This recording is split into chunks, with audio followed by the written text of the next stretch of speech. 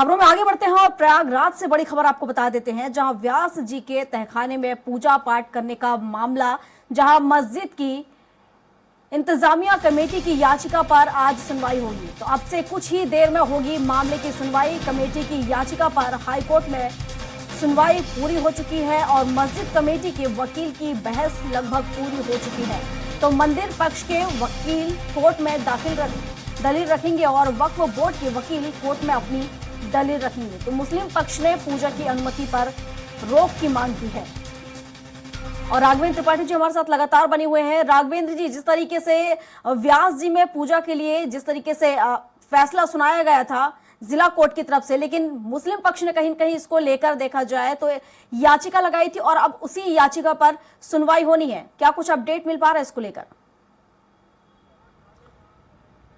जी बिल्कुल प्रियंका जी, देखिए इस याचिका पे सुनवाई कल से हो रही है और आज भी इस पे सुनवाई जारी रहेगी। उसके बाद अदालत को तय करना कि क्या फैसला देना है। लेकिन सबसे बड़ी बात, जब 31 जनवरी को फैसला डिस्ट्रिक्ट कोर्ट से आया था, उसके बाद तुरंत मुस्लिम पक्ष सुप्रीम कोर्ट चला गया था। रात के 3 बजे रजिस्ट्रार का दरवाजा खटखटाया गया था। वहां से चीफ जस्टिस से बात होने के बाद यह तय हुआ था कि आप पहले हाई कोर्ट जाइए, हाई कोर्ट में आपकी बात सुनी जाती है, वहां जो फैसला आता है अगर आप उससे संतुष्ट न होइए तब हमारे पास आइए। तो उसी के तहत मुस्लिम पक्ष कोर्ट गया है और कल मामले की सुनवाई हुई है। मुस्लिम पक्ष ने अपनी दलील दी है कि चूंकि यह एक मस्जिद है, मस्जिद में पूजा नहीं की जा सकती, इसके अलावा अगर पूजा होती है तो कानून व्यवस्था बिगड़ने का डर है। लेकिन हिंदू पक्ष ने इस पे अपनी दलील दी है कि 1993 से पहले तक लगातार वहां पूजा होती आ रही है। सिंगार गौरी की पूजा होती थी, व्यास तहखाने में पूजा होती थी।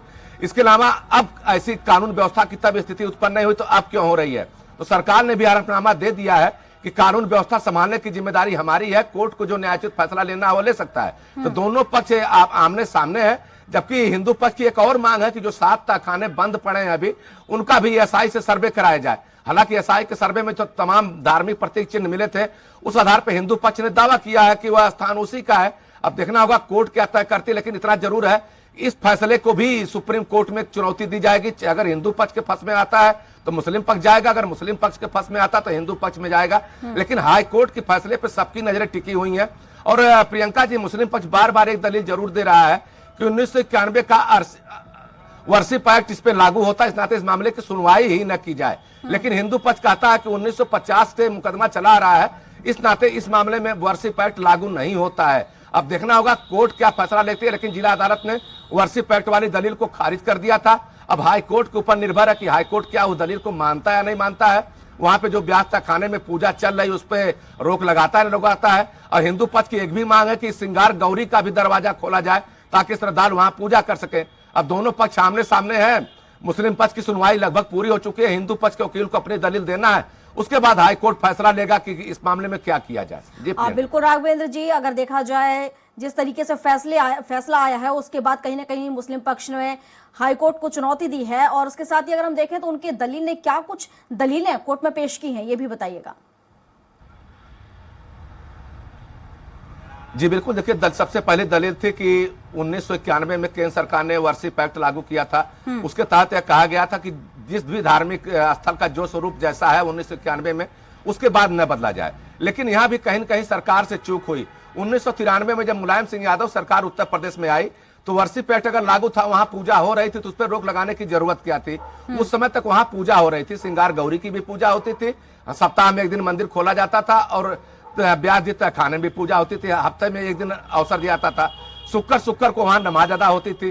तो एक दलील तो मुस्लिम पक्ष के यही कहीं कहीं विवादों के घेरे में है, कोर्ट को अपना रुख स्टैंड लेना है। दूसरी बात, एक कानून व्यवस्था बिगड़ने का डर बताया गया मुस्लिम पक्ष की याचिका में। जबकि एसआई सर्वे में जो सबूत सामने आए हैं उस पे मुस्लिम पक्ष बहुत कुछ नहीं खुलकर कह रहा है, लेकिन वह कानून व्यवस्था बिगड़ने का डर जरूर बता रहा है कोर्ट को। लेकिन जिला कोर्ट ने उसको संज्ञान नहीं लिया था। अब देखना होगा कि हाई कोर्ट इस पे कितना संज्ञान लेगा या नहीं लेगा। और वहीं हिंदू पक्ष लगातार दस्तावेजों के माध्यम से, चाहे एसआई सर्वे की रिपोर्ट हो, चाहे कोर्ट कमिश्नर की रिपोर्ट हो, या जो वहां भित्ति चित्र जिसके फोटोग्राफ सौंपे गए हैं उनको, उसके आधार पर लगातार ये दावा कर रहा है कि हमारी पूजा पद्धति का एक हिस्सा है, यहाँ मंदिर है, इसको हमको सौंपा जाए। अब देखना होगा कोर्ट आगे क्या फैसला लेता है। लेकिन इतना जरूर है, इस फैसले से 2024 के लोकसभा चुनाव पर भी असर पड़ेगा। चाहे भारतीय जनता पार्टी के लिए हो, चाहे समाजवादी पार्टी के लिए हो। हिंदू पक्ष अगर हारता है तो सुप्रीम कोर्ट जाएगा, मुस्लिम पक्ष अगर हारता तो वो भी सुप्रीम कोर्ट जाएगा।